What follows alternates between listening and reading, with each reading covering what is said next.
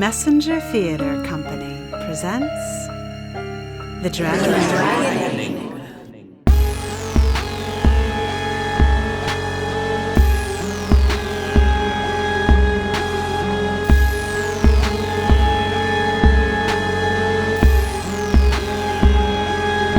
Episode 3. Colm, Jenny, and Willie.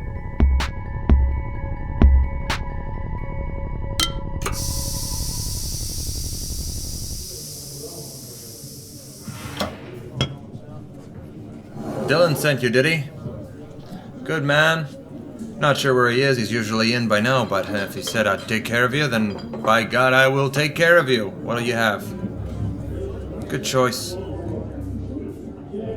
Yeah, I can't quite place the accent. Is that a long trip? Oh wow, that is a long one. What brought you over? You know that killed the cat, right? Your drinks are free, but the jokes will cost you. I charge per pun. Alright, Jeff, I know that wasn't a pun. Forgive my buddy Jeff, Brent. He's just got to explain everything, and he pretty much has to stay in here, because you do that out there in the wrong place, you're gonna end up at Dragon Lunch. You know that, right, Jeff? You can't be explaining everything out in the Dragon world. It's too risky. And the unfortunate thing is, though, he stores up all those explanations. It's non-stop monologues by the time he gets in here. But we put him next to Randy, and Randy will nod and smile all night. So, where'd you meet our Dylan? No kidding. You stayed in the van. I think you're the first. You are curious, huh? What are you doing, writing a book? No, Jeff. He says no. You don't have to explain publishing to him. Well, we did get a lot of aspiring writers in here at first. I don't know how they all found us, but we sort of lost our taste for telling the same story over and over. I don't mind telling you, some folks in here started making things up. Their fact-checkers got a big surprise when they started calling up before their publishing dates. Sometimes we'd say, well, yes, Bryce did say that, but we might not always go the extra step of saying that Bryce is a compulsive storyteller. Aren't you, Bryce? Nope. That wasn't an invitation to start one up. Finish your Guinness, Bryce. Yeah, it slowed down a lot after the initial frenzy, but it's downright peaceful in here these days. Bunch of gents just keeping to themselves with nobody to impress or answer to. You understand? I miss the ladies every so often, but all in all, it's better in here than ever. Well, some of the women, the pre-dragon regulars, some of them kind of egged the dragon on. I didn't know there could be dragon cheerleaders, but these ladies, I thought I knew them. They were all, you go, girl. All that dragon stuffed the last bit into her mouth. Get him, they said, as the dress shoe disappeared behind her teeth. That was Phil, that they knew him. He was in here all the time, just like them, and suddenly they were a murderous cheer squad. You think you know someone? Sorry, still gets me choked up. I can't understand. And a lot of these guys didn't. We couldn't bear to look at those ladies when they first came back, shamelessly walking through the doors after cheering on Phil's demise like it wasn't real. Like Phil wasn't dying down in that dragon's belly. And we knew her too. The dragon. Never would have guessed in a million years. Quiet, barely said a thing. I don't get it. If you didn't like Phil talking like that, why didn't you say anything? How hard would it have been to say, Phil, knock it off? And all he did was ask the lady to scoot over a little bit. Sure, he did call her sweet cheeks, but that's a compliment. It's a term of endearment. I still don't understand it, really. 1 minute they're chattering, and the next minute they're throwing your dinner on the floor. It's very confusing. You ever think of becoming a bartender? Usually it's the customers who tell me their tales of woe. Well, the very foundations of our world have been transformed. No, not transformed, more like we thought we built our houses on cement blocks, and it turns out they weren't cement blocks after all, just stale bread loaves that are apt to collapse in the rain. That's a metaphor. There aren't really buildings with bread foundations, but you knew that, right? I wouldn't risk walking down the street how I was before. I'm amazed I'm still here to tell the tale, really. I used to enjoy a bit of talk, a bit of flirting, a bit of flash for the ladies, calling out to them when they struck me in the heart, and their beauty made my soul shiver. Just let them know, you know? That sort of thing will get you killed now. You tell the wrong woman she's got a pretty smile now, you might not survive the afternoon. Touch one? Are you kidding me? Do that without asking first and you're dead. I'll reach out and grab. Sorry, man. That's a you barbecue and you deserved it being that stupid. No, I don't think anyone deserves to get eaten or torched. Not really. I shouldn't joke. Sorry, fellas. I look back at how carefree I was before, so secure. I mean, Brent, I was like you, if you don't mind my saying. I see myself in you. You too, Jeff. Bryce, really. Yeah, see, we all do, more or less. We didn't know how good we had it. But I look at you, just not even looking over your shoulder. Not even once. You don't have to check to see if you're safe in here. You just assume you are. You're not wrong. This is a safe place, but most of us go to a place we've never been before. We're just keeping an eye on the door, just in case. I used to walk down the street without even thinking about it. And Brent, I used to walk in a straight line, just like you do now. How are things where you're from? Should we all move there? Well, I guess you're right. It is interesting here. We're living in just about the most interesting city in the world, but I'll tell you what, I take a less interesting time just about any day of the week. Oh, that's Jenny, our shuttle girl. She'll take anyone wherever they need to go from here.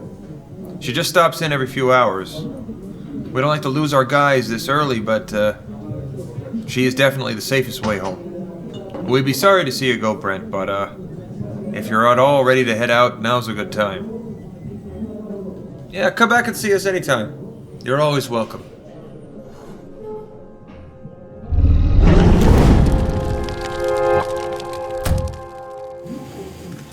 Where to then? Hotel Divina, I know it well. I take a lot of guys there. They say it's one of the safest hotels in the city. You chose well. Well, tourism is down in general. A lot of the hotels have those kinds of deals, I guess. Last-minute reservations and such.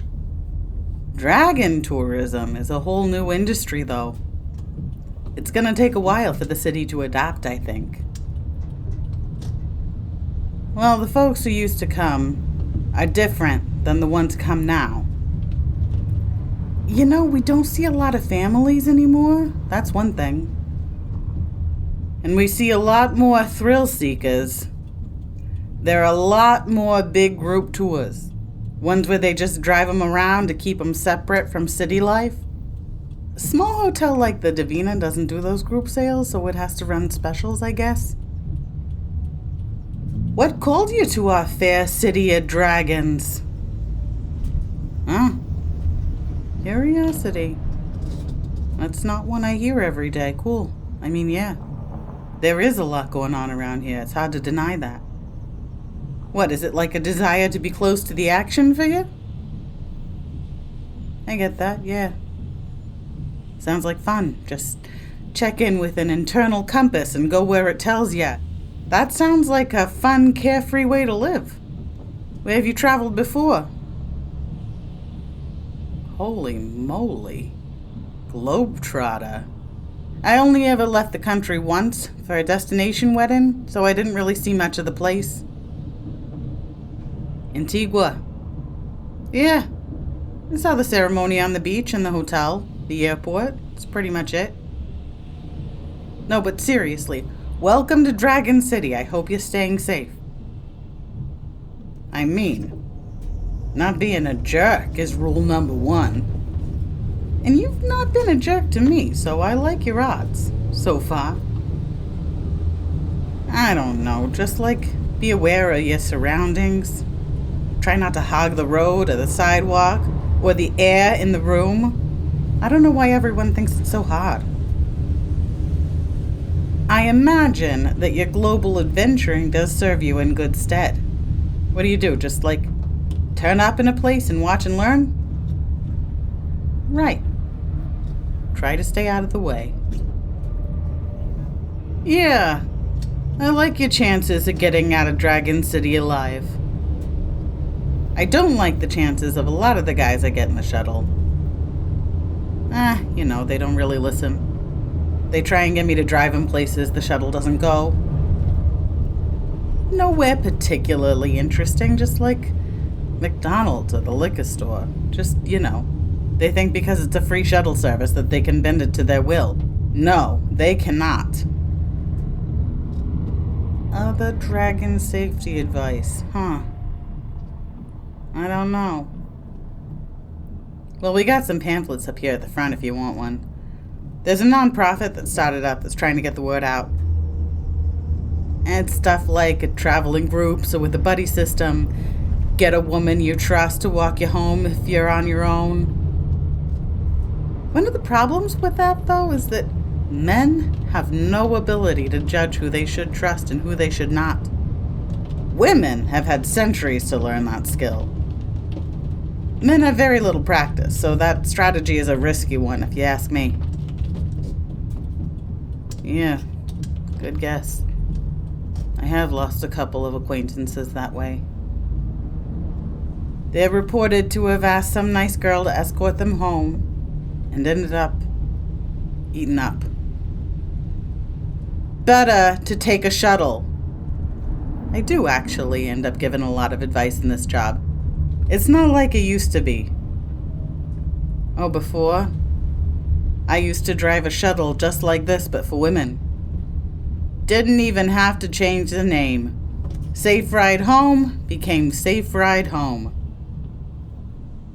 I guess what I meant is, the weird advice that I end up giving is much different than I used to. Well, I guess I didn't give women advice, I just listened, usually. Drunk girls telling me their tales of woe. Sober girls telling me their tales of woe. It was always just going, he did what? And that's terrible. I also did a lot of nodding and saying, you're welcome, it's no problem, it's literally my job. I haven't said that in months. Aw, you're sweet. You're welcome. It's no problem. It's literally my job. Here we are. This is the shuttle schedule and location pickups if you need it on another night. If you fold it into quarters, it'll fit right in your wallet. Sure. Really, it's no problem. It is literally my job. Have a good night.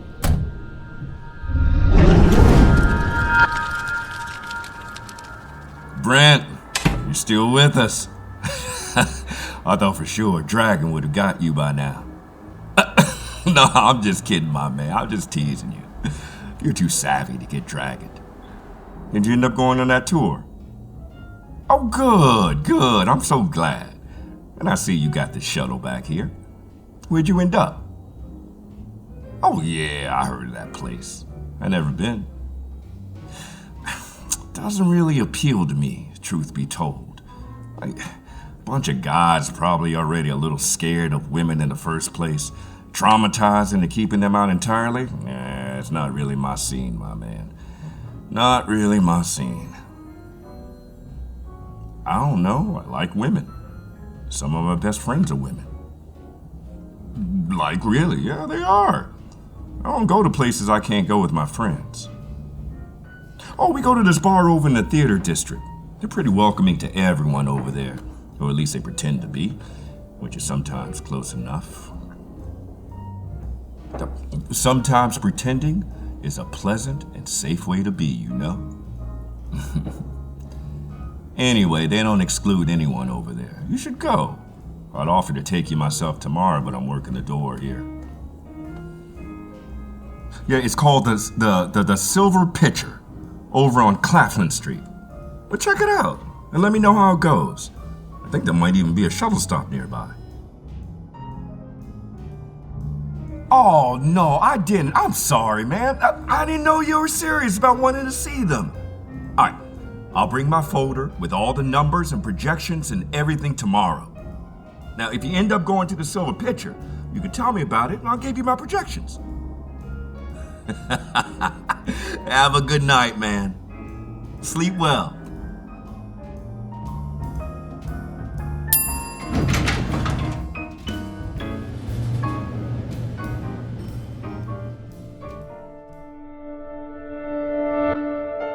The Dragoning was produced by Messenger Theatre Company and written by Emily Rainbow Davis. The Dragoning theme was composed by Scott Ethier. Sound design by Matt Powell. Our sound doula was Rick Scholwin. This episode featured Max Arnaud as Colm, Sevrin Ann Mason as Jenny, and Julian Rozzell as Willie. To hear future episodes of The Dragoning, please contribute to our Indiegogo campaign. The link is in the show notes. Messenger Theatre Company is a not-for-profit organization, and we are entirely reliant on your support. This episode was recorded in the spring of 2020, in the middle of a pandemic, with contributors from around the country. Thank you in advance for making our next episode possible. Stay safe out there, everyone. And watch out for dragons.